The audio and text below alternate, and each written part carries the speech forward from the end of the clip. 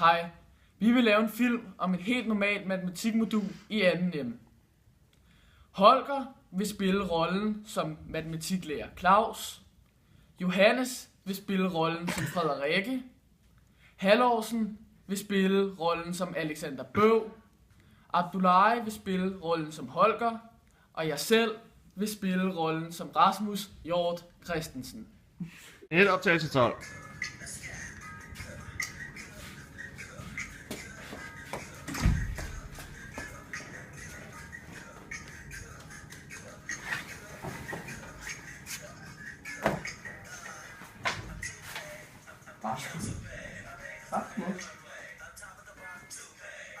Rasmus! Ja, undskyld! Jeg er med, Claus. Undskyld. Godt. Jeg råber. Rasmus Hjort. Ja, selvfølgelig, Claus. Jeg er på. Holger Klint. Ingen Holger Klint. Holger Klint. Nej. Okay. 100%. Frederikke. Claus, jeg er her. Godt, Frederikke. Jeg skulle lige hente mine noter. Velforberedt som altid. Det er godt. Alexander Lundqvist. Nej, han må ikke se i dag. Han er doven. Nå. Han sover over sig. Nå. Han har været i byen i går. Nå. Ja. Så du må give ham 100%. På sukkerbæren, tænker jeg. Så du må give ham 100%. Det gør jeg. Ja. Hvad skal vi have om i dag, Claus? Godt spørgsmål, Frederik.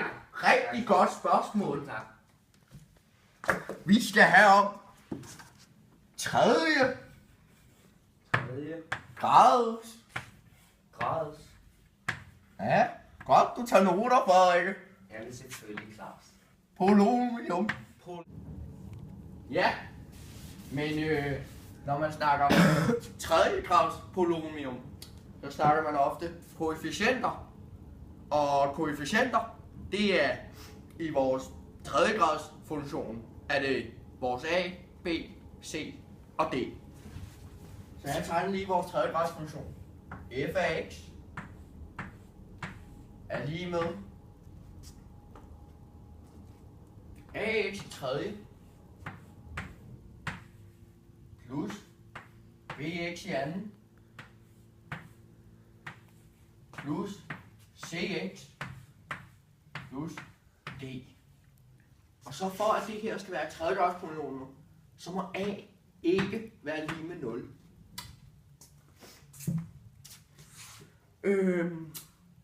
Nu vil vi differentiere vores funktion her, så vi kan finde vores f mærke af x.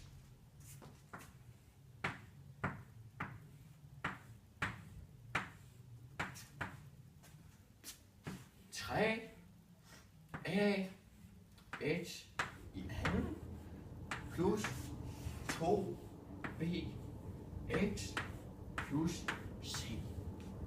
Fordi vi trækker vores 2-tal ned, vores 3-tal ned, minus og 1 heroppe, og det forsvinder, for det er en konstant, der står alene.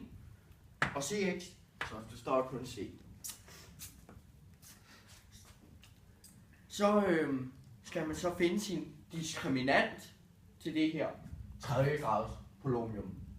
Og det gør man ved, at man siger, D, formen for diskriminanten, den er lige med 4 b i 2 minus 12 a c. Nu prøver jeg lige at viske noget ud, så I kan følge med. Ellers skal du bare skubbe tavlen op, Claus. Det er en god idé. Det er en rigtig god idé i år. Sådan der, ja. Okay. Claus, jeg forstod ikke, hvorfor var det 4b i 2 minus 12 AC? Der er ikke noget at forstå. Det er bare diskriminantformen i et 3. grads polynomium. Ligesom at i en 2. grads ligning af polynomium, så hedder vores diskriminantformel b i 2 minus 4ac. Okay. Super. Det var bare fordi, det var ikke i lektionen, vi skulle læse det i dag, så det var bare det. Nej, det var det ikke. Det er noget nyt, vi lærer nu. Ja. Nu vil jeg så komme med et eksempel på, at vores d er mindre end 0. For når vores d er mindre end 0, så har vi ingen vandret tangent, når vi tegner den. Og hvis jeg kommer med et eksempel, der hedder, lad os se, hvad skal vi tage? F af x er lige med 2x i tredje plus x i anden plus 3x plus d. Nu visker jeg lige det her ud, så vi har plads til det hele, og ikke bliver forvirret. Ja, så har vi så det her. Og hvis man så bruger sin diskriminantformel og sætter ind i den, så står der, at d er lige med, ja, hvad er vores b? Vores b, det er samme så 1. 4 gange 1 i anden minus 12 gange 2 gange 3. Og hvis man så regner det ud, så bliver det... Ja, hvad bliver det egentlig? Rasmus Hjort. Jeg vil godt erkende. Vores formel, vores graf, når vi tegner den, ingen vandret tangent. Så den går cirka sådan her. Nu vil jeg se ingen vandret tangent. Nu vil jeg så prøve. Ja, tak. Det var alt for i dag. Ja, de tavler, det er med mig gøre det.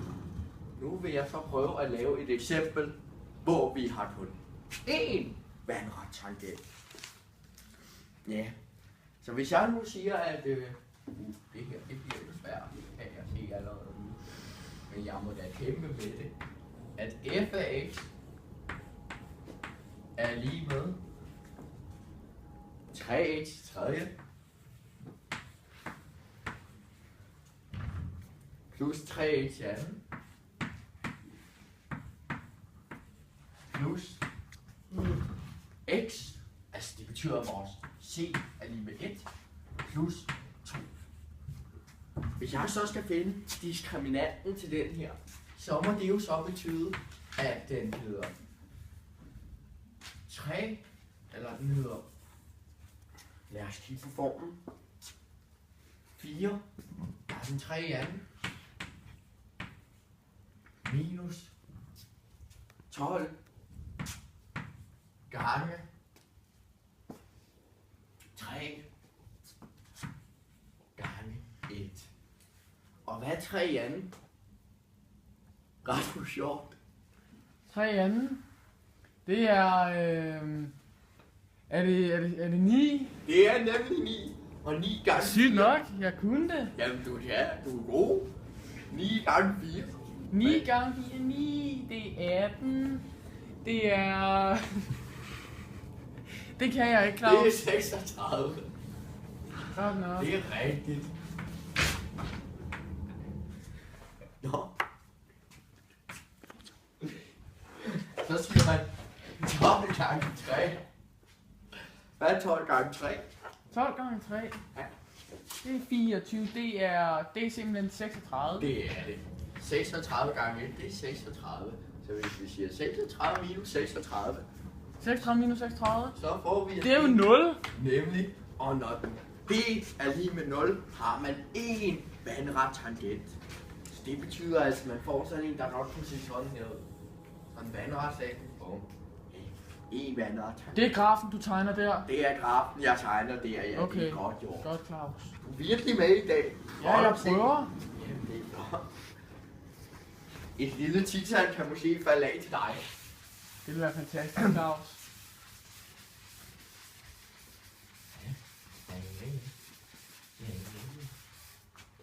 Så vil jeg så komme, ja. Det er fordi, jeg tager noter, ikke Claus? Ja. Så det vil sige, at jeg vil gerne lige have grafen en gang til, hvis du gad. Jo, altså, at hvilke af eksemplerne? Selvfølgelig den sidste, du lavede. Der var En en. graf er lige her. Du kan se, en vandret tangent kan man tegne her. Det var super. Ja. Og så mit tredje eksempel, hvor vi skal have 2 vandret tangenter. Så skal vores del være større end 0. Så hvis jeg nu giver jer eksemplet, der hedder f af x, er lige med 1x i tredje, det kan man også bare skrive som x i tredje, det går nok, plus 4x i anden, plus 2x, Johannes. plus 5. Så kan man så regne ud til d. D er lige med. D er lige med. 4.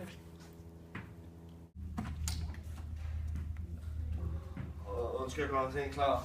Jeg er ude i byen hele natten. Godt, du er her, Alexander. Sæt dig ned. Jeg rimmer der. Ja, der.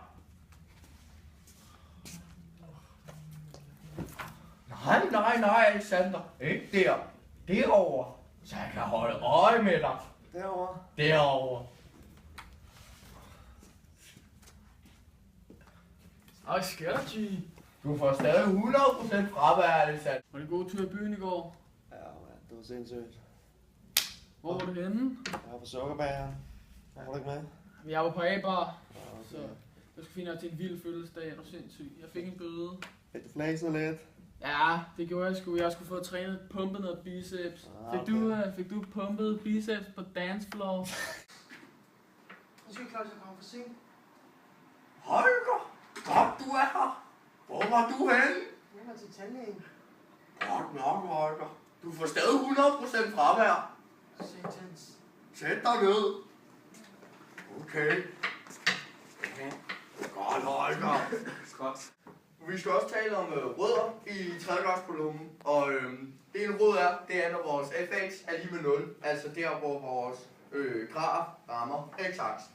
Så det er når vores fx er lige med 0. Det var ikke set.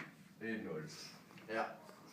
Altså det er vores rødder. Og hvis vi starter med at skrive formen op for et tredjegradskolumn, så står den jo sådan her. F af x er lige med ax i tredje plus bx i anden plus cx plus d. Ja. Og det vi så lige har skrevet her, det er, at vores f af x er lige med 0. Det må så betyde, at alt det her er lige med 0. Så det kan vi skrive.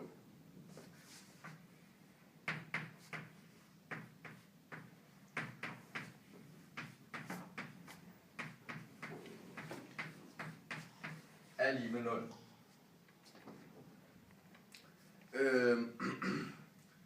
Det man så kan gøre nu, det er, at man kan sige sit f af x minus sidste 0. Og så kan man så regne ud.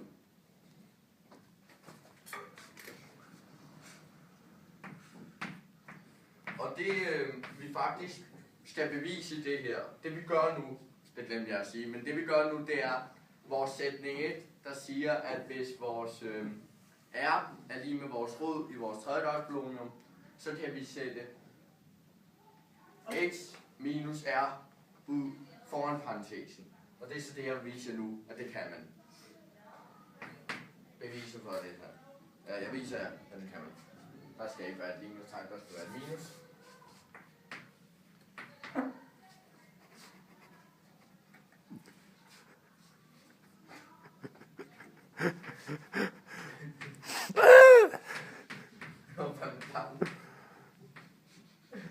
Claus, Ja.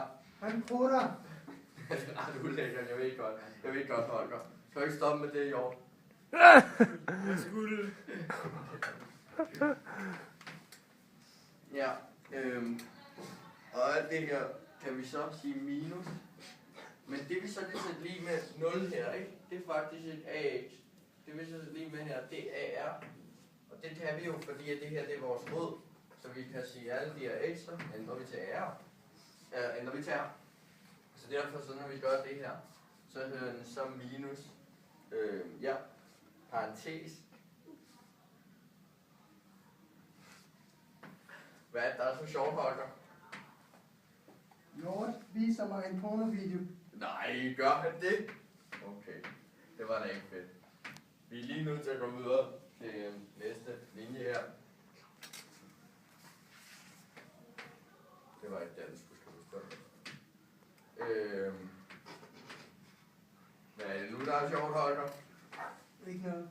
Okay, så siger vi det, Holger. Ja. Og det er godt nok langt, så vi går lige ned på næste tavle. Den havde vi ikke lige forberedt, men altså.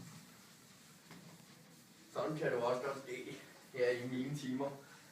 Claus' timer, ja. Mine timer. At vi lige pludselig kommer lige en lille pause. Så er der jo nødt til at gå lidt ud det. Men i hvert fald, I kan godt se det, kan I ikke? Kan du se det, Alexander? Ja. Godt, Alexander. Det var bare det, jeg havde brug for at vide. Men i hvert fald, så hvis vi... så kan vi gøre det, at vi kan sætte... vi kan sætte det sammen. Så fx minus 0 er lige med a parentes x i tredje minus r i tredje. Og det er jo fordi, at det vi kan se her, det er, at vi har to ting med a, begge led indgår a, så vi sætter det ud foran en parentes. Ja. x i tredje minus r i tredje, parentes slut. Og så hedder den plus b parentes x i anden minus r i anden, parentes slut, plus Claus, R Ja. i tredje, hvor kommer det fra? r i tredje. Ja. Dit r i tredje, det er det, du har lige der. Nå. A r i tredje. Det er dit, fordi vi siger fx minus 0, og vores 0, det er jo lige med a r i tredje plus b r i anden plus c r plus d. Så der har du dit r i tredje. Okay. Yes. Ja. Så skal jeg lige være. Ja. Så siger vi plus c, parentes. Ja, det var ikke sat på. Plus c, parentes. X minus r. Parentes. Så det her, det er hele vores formel. Og så kan vi så gå videre med, at vi skal regne det her ud. Og det her, det står der i det. Hvad var det? Var det Holger fra helvede? Har du fået bønner, eller hvad? Ja, desværre. Din mor laver en god omgang bønner. Det må jeg sige. Det er en god til. Ja. I hvert fald så har vi den her første led i vores udregning her. Og for at vi kan lave den op, så hedder den a x minus r.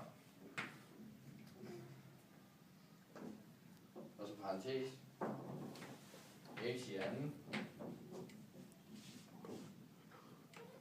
plus rx plus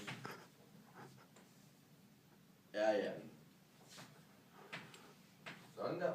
Og det er fordi, at det er vores x i anden, det er vores x, bla bla, det er vores r i anden, det er vores r, det er tekst. Så kan man så sige plus, og det her, der bruger vi kvadratsætningen.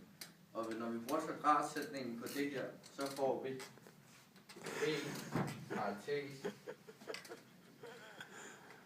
x minus r parentes og så parentes x plus r. Og vi går videre til næste linje. Plus c parentes x og så står parentes x minus r. Ja. Okay. Når jeg så kigger på det her, vores tre led her, det her led, det her led og det her led, hvad er der så ens for dem alle sammen? Kan jeg spørge dig om i år? Hvad er det? Det her. Der er i maden. Ja, men jeg tænker, nemlig x minus r, Det er der i alle tre led. Det betyder altså, at vi kan sætte vores x minus her ud foran parentesen. Ja, det kan jeg godt huske, vi har lært. Det er nemlig godt. Det har jeg, Claus, lært dig. Ja. Så det vil jeg altså lige tegne. F af x. Og så sætter vi jo så vores x minus her ud foran parentesen.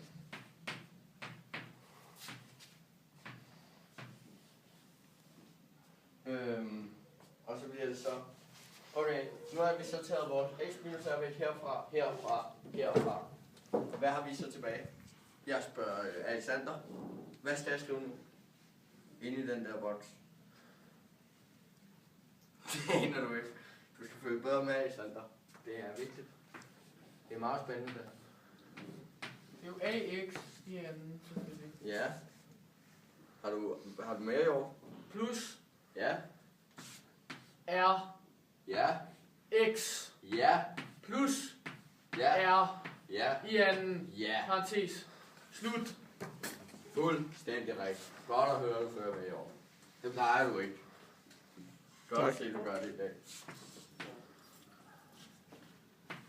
B, X plus R. Og det der så sker, det er, at vi så har også plus C. Står det her nøgle. Og det er jo fordi, det er kun x minus r, der går væk herfra. Så x plus r er der stadigvæk. Og x minus r går væk herfra. Så c er der stadigvæk. Så har vi den her. Så kan man gøre det, at man kan bytte plads på. Hvorfor er det, man kan bytte plads? Jo, hvis lige laver noget udregning mere. Men så er det der.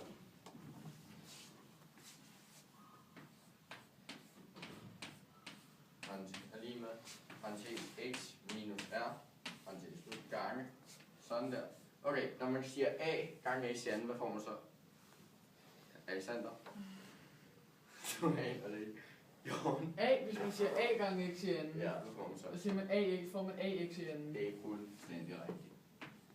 Og hvis man siger a gange rx, A gange RX. Så siger man... Jeg ved det. ja, Så det er A, R, X, J. ARX, det er fuldstændig rigtigt, Holger. Du er min bedste elev, der er ingen tvivl. Så afbryder du. Ja, det er måske ikke helt i orden, det der, Holger, men Det er typisk Holger. Han afbryder altid uden at række hånden op. det gør han. Det er faktisk dårlig stil, det må jeg sige. Det er ikke sådan klogt. Rigtig klogt. Og hvis vi så siger A gange R i anden, hvad får vi så? Ja, Holger. A, R, J. Det er fuldstændig rigtigt. Der er bare 12-tallet. Lige der. Det kan ikke være bedre, altså. Og hvis vi så siger vores b gange x, hvad får vi så? Alexander, b gange x. Du er stadig, altså. Alexander. BX. Ja, det er fuldstændig rigtigt igen, Holger. Du er flyvende. Flyvende i dag, flyvende hver dag. Og hvad så med b gange r? BR. BR. Det er rigtigt. Det var mig, der havde ordet. Jamen, det var det faktisk. Slemme hjort. Hvor vil du lide? Og så siger vi så plus. Ja, vi siger plus C, som der også står her. Så fortsætter på næste tavle. Ej, der er meget matematik. Det er rigtig sjovt. Det kan vi godt lide.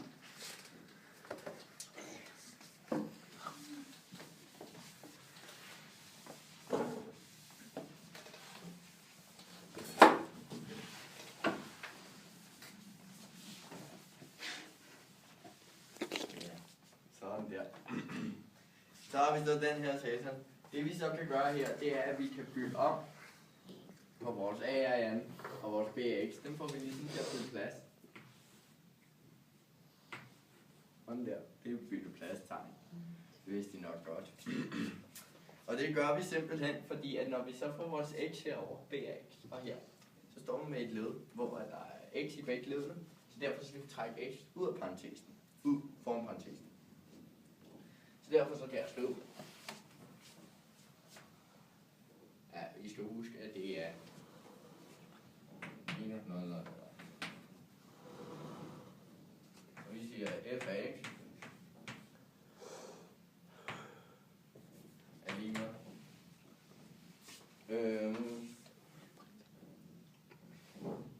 Jo, vi bliver stadigvæk med at have vores parentes x minus r. Er det en mobil, jeg hører? Nej, det er ikke herinde.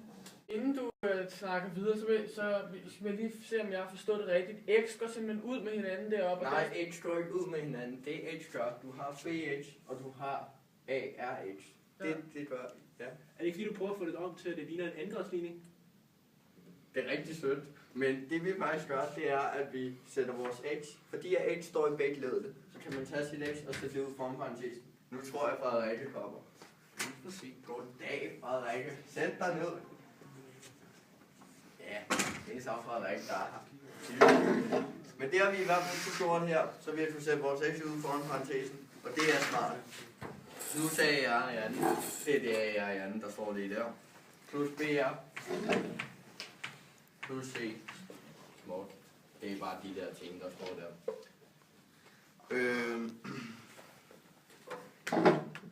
Ja. Og hvis man så tænker sådan en rod som, lad os se, som, hvad får det hedder? Ja. Jo, rod 3. Der er 3 rødder. Så tager jeg lige rod 3. Den har jeg lavet en lille definition på. Def, det står for definition. Hvad fanden er det, Holger? Du må jeg lade. Jo.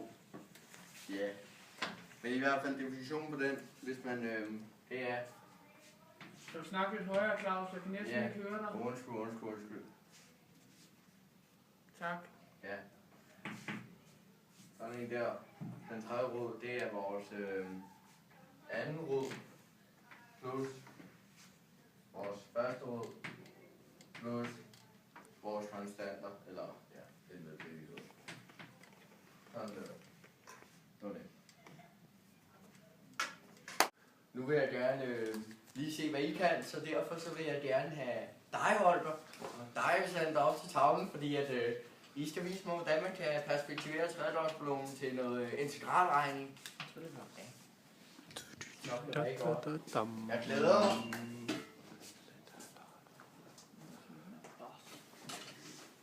Yes. Hvis du lige kan få den åbnet. Nå, er det sådan noget, I kigger på? Ja. Vi skal perspektivere noget integralregning til noget tredjegradsballonen. Yes. Og vi har en funktion, der hedder... Ser du lige den? Ja, Skal jeg lige rykke på tavlen, fordi vi kan ikke se hernede. Jo, vi skal prøve.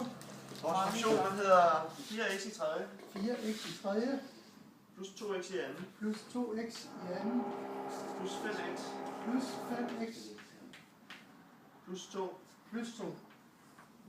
Og det er det samme som f af x. Okay? Så den her, den skal vi prøve at finde, hvad var det, vi skulle prøve at finde? Vi skal finde arealet under den her graf af funktion. Først så plotter vi den i Maple for at se... Kan man ikke gøre det uden Maple, eller er det nemmest med Maple? Jamen altså med Nej, Maple... du skal plotte den, fordi det er jo, du skal plotte den, derfor kan du ikke gøre det andet. Nej, hvis du plotter den, det er for at finde, for at se om den er positiv, for vi arbejder ikke med negative funktioner. Så den måde, vi plotter den, og så finder vi ud af, om den er positiv. Når vi så har plottet den og fundet ud af, at den er positiv, det kan jeg godt sige, at den er positiv, jeg lige snydt, jeg har arbejdet på det derhjemme. Så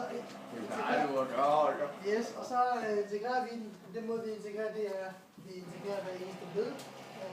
Og 3x, der bruger vi den regel, der hedder 1n plus 1x opløftet i n plus 1. Det vil sige, at hvis 3 kommer ind på n's plads, så kommer det til at være 3 1 over plus 1 x opløftet i 3 plus 1. Og det er det, man kalder en regneregel. Yes, Det er den regner, vi lærte i bogen. Yes. Og du har læst bogen for at regne. Det har jeg altid. Det her, det bliver så 4. Det her, det bliver så, lad os lige lave 1. Men det 1, der kan vi sætte 4 ind, så det kommer til at være 4 over 4 x plus 4. Så skal vi integrere det næste led. Men ikke plus 4.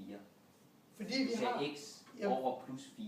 Ja, fordi vi har Ja, jeg ved godt, at det ikke er minus 4, men der er jo ikke nogen grund til at sige plus 4. Nej, det er selvfølgelig rigtigt. Det er rigtigt nok.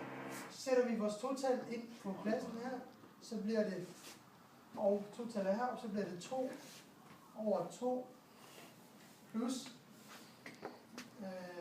1 x, og det bliver så 2 plus 1, og det bliver så 3 her, og her der bliver det 3.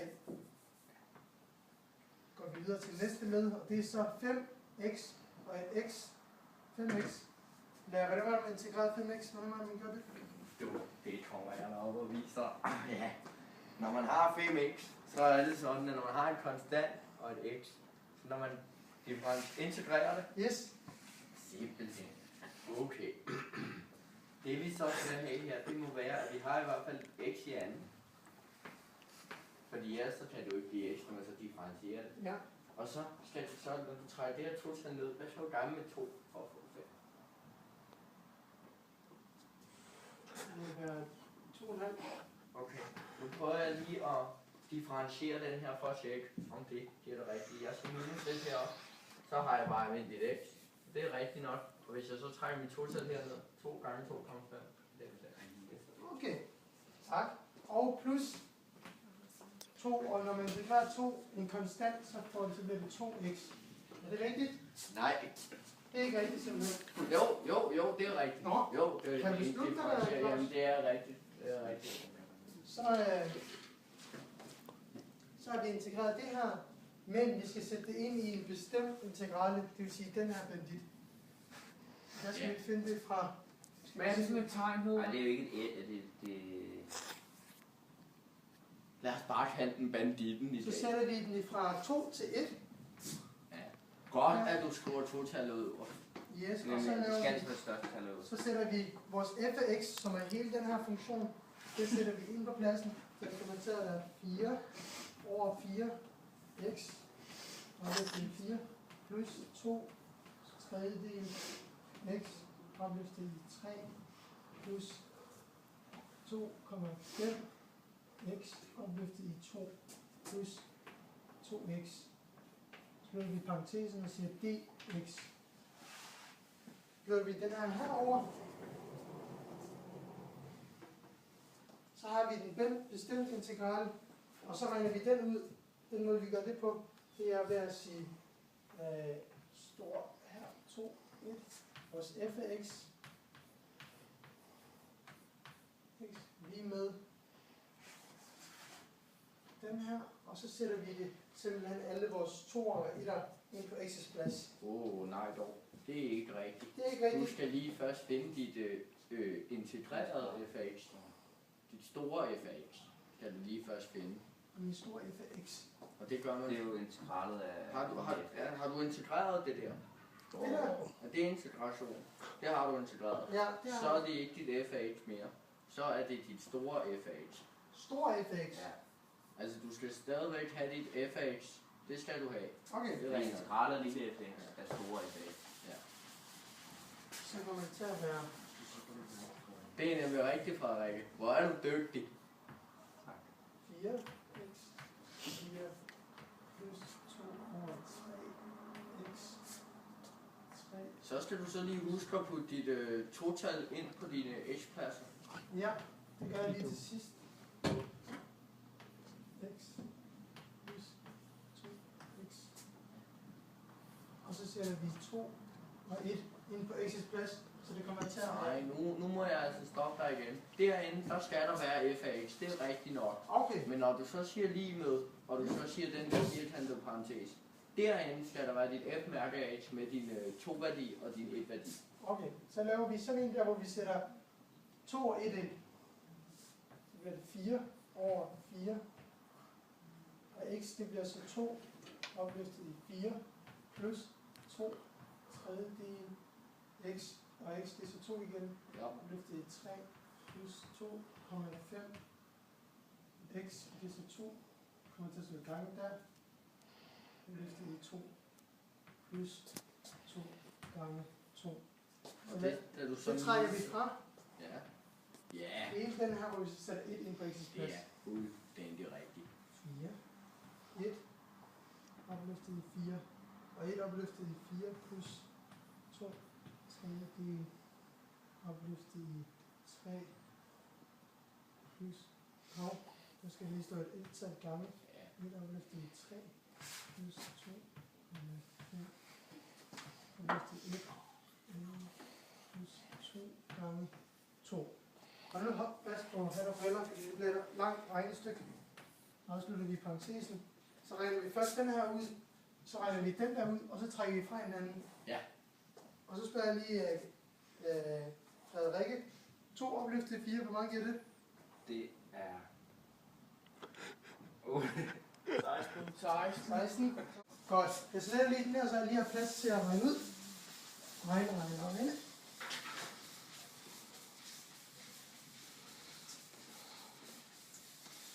Godt. Johannes, eller Frederikke, sagde, at det giver 16, så det siger 4. Det er nemlig flot, Frederikke. Opløftet Du er så dygtig. gange 16. Og plus. Altså, du kan jo også godt regne ud, hvad 4 opløftet i 4 er. 4 divideret med 4, hvad er det? Ja, det er jo 1. Ja, Det er jo 1. nemlig. Det kan du godt skrive. Det er 1. Og så siger vi så 2 tredjedel. Hvor meget er det, Frederik? 2 tredjedele. Nej, 2 opløftet i 3. 2 opløftet i 3, det er 6. 6. Så bliver det 2 tredjedel. Ej, der må jeg stoppe den igen. Det er altså 8. Det var 8 Ja. 2. gange 8 Ja. plus 2,5 gange. Hvor meget giver det? Hjort. Det giver 16. Nej, 8. Ej, nej, det giver... Nå, det giver 4. Åh, nej. Jeg kunne godt svare på det der. Hvor meget giver det, Hjort? Det, 2 gange 2. det giver 4. Det giver 4, det er den rigtige. Way. Du er min allergodeste elev. Hjort. Godt. Regner vi videre på den der. 1 gange 16, det er 16. 8 gange 16. Hvor meget er det? Ej, nu må jeg altså stoppe dig igen. Det hedder 8 gange 2 tredjedel. Undskyld, 8 gange 2 tredje. Ja, det må man sige. Det var en fejl for mig. 16 gange 2 tredjedel, ikke? Nej, vi tager den her. 8 gange 2 tredjedel. Så er det 2,5 gange 4. Jo, hvor meget er det? Det er 5, det er 10, det er 20. Ej, det er det ikke. Det er det ikke. Nå nej, det er... Halvdelen af det. Vi tager Frederik. Vi tager Frederik. Altså, jeg vil sige, det er 10. Det er 10. Det er simpelthen 10. 10 plus 4. Det er 14. Og 14 her. Så har vi her. 2 tredjedel gange 8. 2 tredjedel gange 8. Ganger vi 8 med, tælleren. Så bliver det 8 tredjedel. 16 tredjedel bliver det. 2 gange 8, det er 16. Og 16 tredjedel plus 14. Så lægger vi de to tal sammen. Det er 30. 30 plus 16 tredjedel. Nogen der ved, hvad 16 tredjedel er? Hvor meget er det? 5,333. 5,333. Hvor er du klog, Frederik. Godt gået. Frederik er lige derovre, der sagde det. 5, sagde du? 5,333. Ja. Og så sætter vi lige sådan en værdi på, fordi det er uendeligt. Så er vi færdige med den her side af minustegnet. Skal vi i gang med den der side? Regner vi den ud. Den giver så 1 opløftet 4 hjort. Det er 1 gange 1 gange 1 gange 1. Det er 1, tror jeg. Det er 1. Det er rigtig hårdt. Du er min alder. Så bliver det hvad? Så bliver det hvad? 1 gange hvad? Så bliver det 1 gange hvad? 1 gange 1. 1 gange 1, og det er hvad? Det er 1. Det er 1. Yes, Hjort. Så er vi færdige med den her. Du er mig stolt. Tak, Claus. 1 opløftet 3. Det er 1. Det er 1. Gange 2 tredjedel. 2 tredjedele. Vi skal 0,66 eller 2 tredjedele. Det er hvad? 2 tredjedel af det. Yes. Ej, nu må jeg altså sige dig imod igen. Kan man ikke gøre det? Der står 1 gange 2 tredjedel. Yes. Det er 2 tredjedel. Det er 2 tredjedel. Det er ikke 1 2 tredjedel. Det er også det, jeg skrev, Claus. Ej, det gjorde du ikke. Det var det altså ikke. Det kunne jeg Godt. ikke forstå. Så tager vi Frederikke. Et opløftet i 2. Det er 1. Der er Inge. 2,5. Det er 2,5. Okay. Og det sidste, det er 4. Det er godt sagt, Jorden. Så kan du være med op. Det kunne jeg. Det er 4. Godt. Hvad giver 1? Nej, hvad giver 2,5 plus 4? Det giver 6,5. 6,5. Allerdrogeste elev i år. Hvad giver det herovre? Det giver 2/3. Det er rigtigt. 1,66 kan man også sige. 1,66. Det er nemmest. Hvor meget giver det, når vi regner Du skal lige huske at putte en streg over 66, så man kan se, at den fortsætter uendelig sådan Hvor der. meget giver det? Vi kan regne det ud. 8,16, vil jeg tro. Kan du lige regne det ud efter? Men jeg er helt Jamen 8,16666, det er rigtigt. 8,16666. 8,16. 166. Du skal lige have det tal der. Jeg Ja. siger 16, og så fortsætter den bare derude. Godt. Nu skal vi trække de her to tal fra hinanden. Så det bliver 30. 35 hedder det. 35,333 minus 8,16. Ja, og nu synes jeg så lige, at Alexander Lundqvist, at de har svaret på den her. Yes. Det der. Alex. Jo, jeg tager lige på lommeregneren. Jeg vil hellere sige, at det er 27,17. Du Det siger er- 27, hvad? 27,17. Det er rigtig flot, det der, Frederikke. Du er dygtig. Det er Frederikke lige der. Hovedregning fra 9. klasse. Men Frederikke er god. Men vi har et problem, fordi da vi regner efter i Mabel, der skulle den give 29, Jo, 2 sekunder. 16.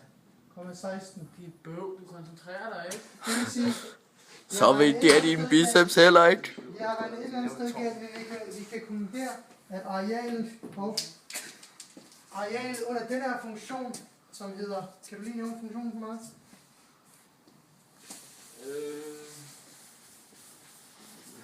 Int, er det det? Areal af funktionen, den første funktion, f af x, hvad er det? 4x. Ja. Og efter i 3. Opløftet i 3, Plus 2x i anden. plus 2x i anden, Plus 5x. plus 5x, Plus 2. plus 2. Så er det 5x plus 2. Arealet under den her areal, stort A, er lige med 29,16. Det var så det, man kunne bruge tredjegradspolynom til i Smukt. forhold til integralregning. Det var rigtig flot, Holger. Tak for det. Alexander Lundqvist, du må gerne være med næste gang.